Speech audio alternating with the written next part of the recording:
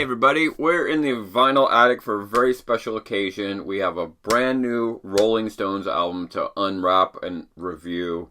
It's been so long, 18 years I think, and then they had the Blues album out in 2018. The Stones are in their 80s, they're still going strong. There's a rumor, there's a tour about to happen. The new album, Hackney Diamonds, came out today. The first time I bought an album from the Stones, the day it came out, was Emotional Rescue in June of 1980. So it's always kind of an exciting thing when there's a new Stones album out. You want to look at it, you want to look at the packaging, you want to feel it, you want to see what it fits in, how it fits in with the Stones catalog with all their great work over the years. You know, there's certainly peaks and valleys in the Stones' career, depending on kind of what you think.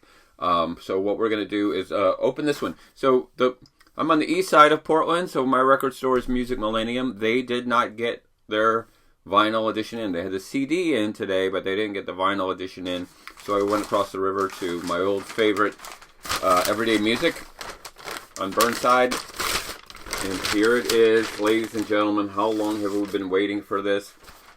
The Rolling Stones Hackney Diamonds. I'm not super crazy about the cover. It is a little 80s-ish looking, but you know, it's the Stones, so they can do whatever they want.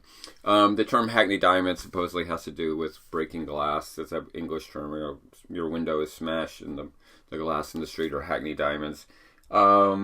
This version that I got at Everyday Music costs $38.99, or as is the deal now. There's multiple versions. There's a clear vinyl version. There are versions for every baseball team in the major league.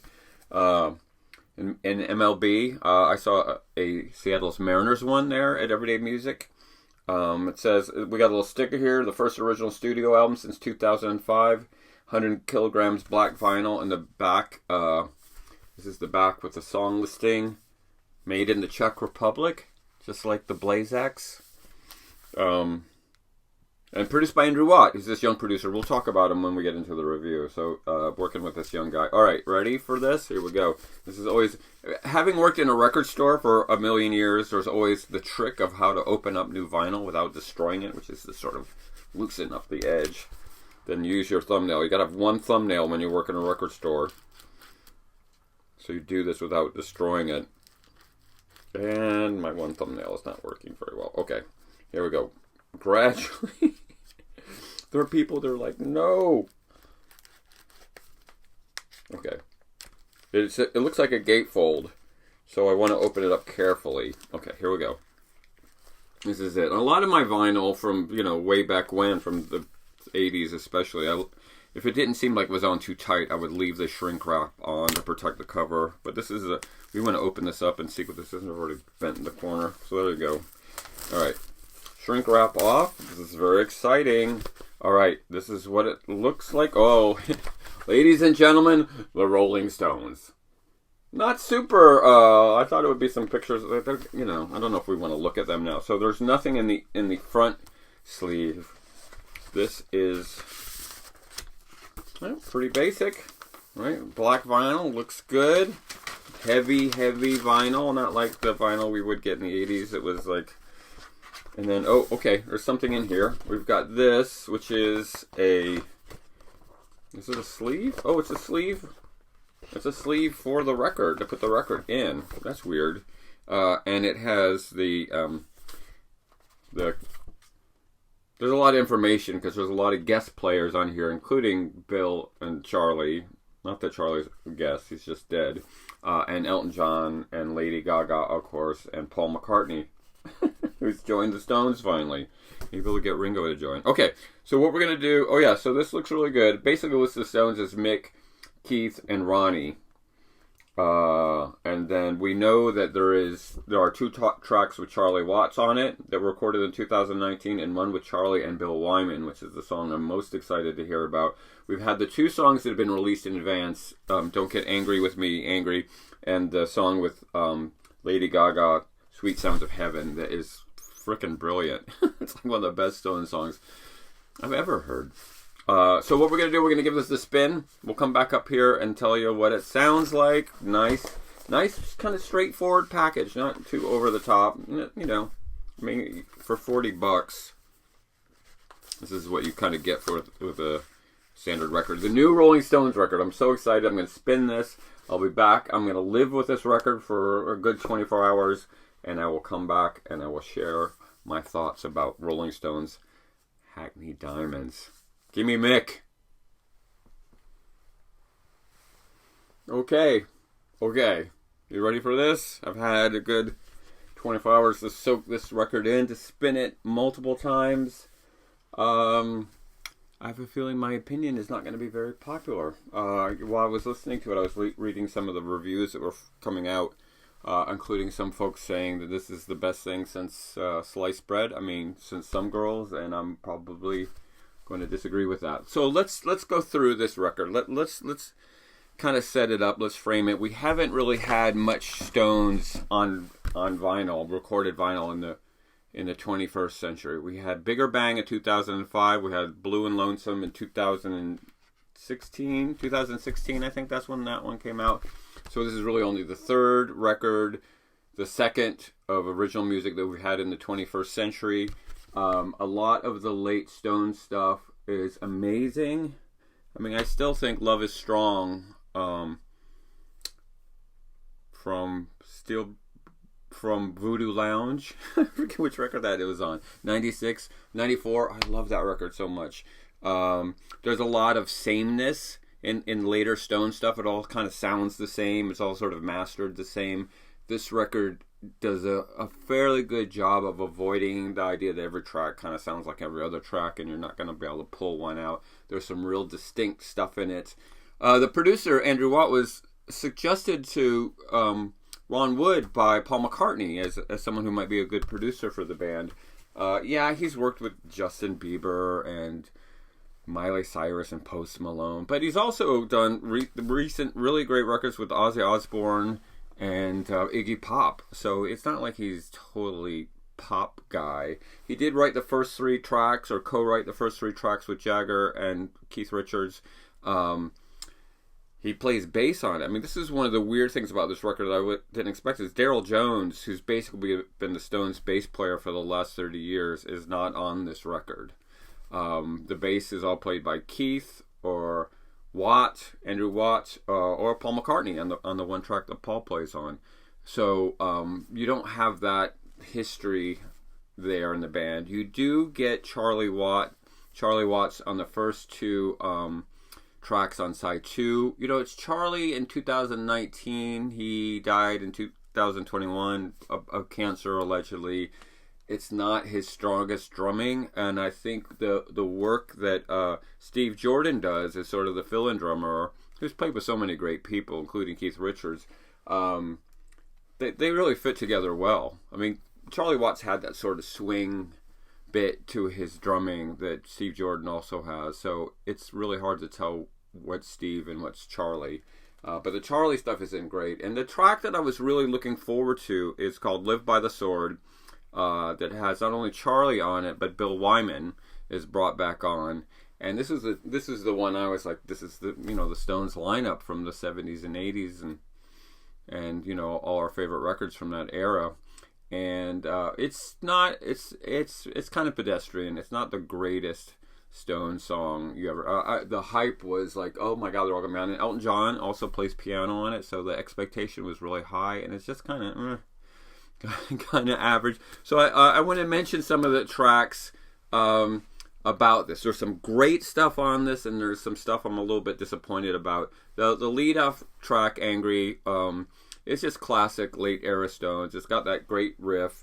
Keith sounds a little bit not up to game. Apparently his arthritis has affected his guitar playing. But Mick sounds amazing. How is this guy in his 80s? Mick Jagger is the same age as my dad.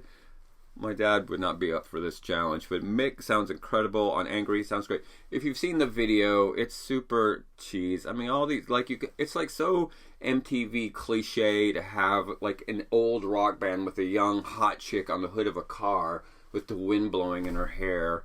I know it's like got all the AI technology and stuff like that, but the video is just really stupid. I would love to have just seen them play this live. The second song on it, Get Close, Get Close, has a great sax solo on it from James King, who's from Fits and the Tantrums. It's one of my favorite moments on the record. It sort of reminds me of some of the stuff from the 70s, where the sax would come in from Bobby Keys or someone. There's a great bit there. The Bite My Head Off song that Paul McCartney plays on is just a total punk rock song. I mean, they just jam. You never know that this was the most melodic man in the history of the human race playing bass on the song. It's just very straight ahead punk rock, and I'm sure they had tons of fun playing it, tons of fun recording it. And then the one of the high points is the last song on side one is called Dreamy Skies, which is a little bit of a country song. Kind of reminds me of The Girl with Faraway Eyes. There's some slide on it, mentions of Hank Williams, and it really helps break up the kind of Stones rock thing that they're doing, because a lot of this is all mastered at the exact same level. Like, it's just sort of loud, and you don't get a lot of variation in the sound level that you're getting when you listen to the record. It's sort of all this wall of sound, almost this sort of Phil Spector thing. So at the end of side one, you get this nice little dip down into this laid back country funny song about needing to get away from it all, which is another high point of the record. On the second side, the songs are pretty good. There's the obligatory Keith Richards lead vocal song called Tell Me Straight that sounds pretty much like every Keith Richards song on a Stones album for the last 30 years. It's just, it's late at night and they're like, oh, Keith, we need a song. And he's like, just, the very laid back, like, too stoned to care Keith song. And it seems like it's really kind of paint by numbers. But then, this is the strength of the album, is the Sweet Sound of Heaven song that features not only Lady Gaga, but Stevie Wonder on keyboards, is the best Stones song in 30 years or more. It is the whole thing that this is. Whatever this is and all the stuff, consider the rest of it filler. I'm going to say it right now. Lady Gaga saves this album. I mean, it's just kind of an average Stones record. And this track comes on, and it's nice, and it's long enough that they can get into it. And Mick sounds like Mick on Black and Blue. I mean, he's hitting the falsetto notes. They're going back and forth.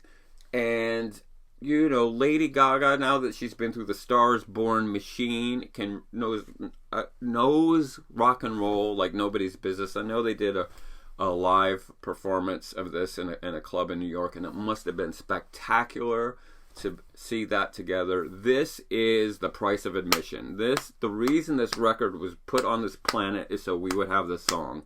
And when we're reviewing the Stones 500 years from now and making compilations on whatever we make compilations on in the post-apocalyptic future, there'll be Satisfaction, there'll be Gimme Shelter, there'll be Shattered, and there will be The Sweet Smell of Heaven. It's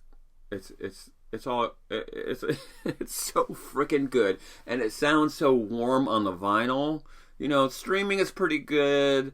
I'm sure the CD, but the way that it just sounds, you just feel like you're outside of time and space, and you're in the land of the Rolling Stones that you know and love.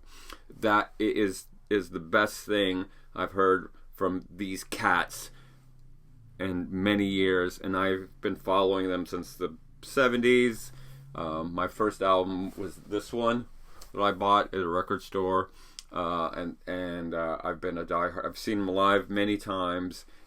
This song is just the best thing since sliced cheese. It's really good. And the record then ends with a Muddy Waters song, Rolling Stone Blues, and it's kind of like it goes full circle. Like the last record was a blues covered record. They were named after a Muddy Waters song, Rolling Stone, and so it's perfect that it ends with this great blues record that actually sounds really good. It's one of the standout tracks on the record.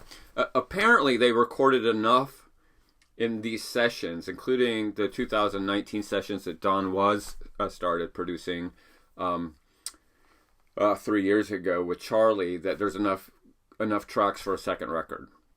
So I imagine in fairly short order we'll get another record. It'll probably have some new stuff as well as some old stuff. Maybe a better Charlie and Bill song, please. I'm sure there's one in the can. And there is there's that vibe. It's not the best thing since Some Girls. It's just not. Tattoo You came after Some Girls, for God's sake. But it's got some juicy moments in it. Something every Stones fan will find some meaning or some depth to. There's also lots of kind of like, this is not what I was hoping for moments as well. But overall, I give it a thumbs up. I'm so happy to have a Stones record back on my turntable. It's going to be getting played a lot. Okay, that's my opinion. I'd love to know your opinion in the comment section below. We're going to get back to our 100 records you must have in your collection series in a bit. And I would just like to thank the Stones. I would like to thank Paul McCartney for helping making this happen. I would like to give praise to Charlie Watts, and Andrew Watt, wherever they may be. It was actually, this record came out on Friday, which was Andrew Watt 33rd birthday. He's just a kid working with the Stones. So it generally pretty good. Not, but that one song, side 2, Sweet Smell of Heaven, with Lady Gaga and Stevie Wonder and the Rolling fucking Stones. Perfection. Simple perfection. Okay, that's it. Hey, the Stones matter. This record actually matters. You matter. Let's talk about it.